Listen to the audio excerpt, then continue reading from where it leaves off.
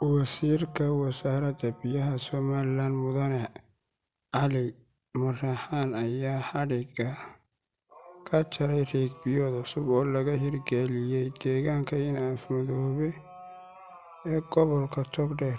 Wasiirka Biyaha ayaa xadhigga ka jaray riig biyoodkan waxaa iska kaashaday xukuumadda Somalilan iyo hay'adda Save Children. Xafladda xadhigga lagaga jarayay riig biyoodka ayaa waxaa ka hadlay Wasiirka Wasaaradda Biyaha, isagoona sheegay in riig biyoodkan ay ku baxday lacag dhan $350,000.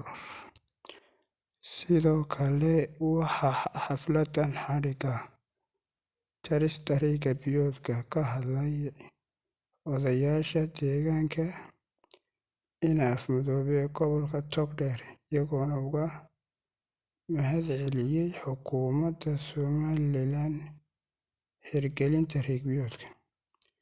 Riig biyoodkan ayaa noqonaya mashruucii ugu weynaa ee xukuumadda Somalilan ka hirgeliso deegaanka Inaafmadoobe gobolka Togdheer.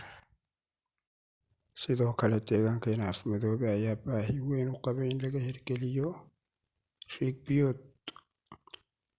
Fadlan haddaad daawado ku cusub tahay channel-ka Buurdhaf Media, subscribe saar. Sidoo kale qaybta Facebook follow noo saar. Waad mahadsantahay.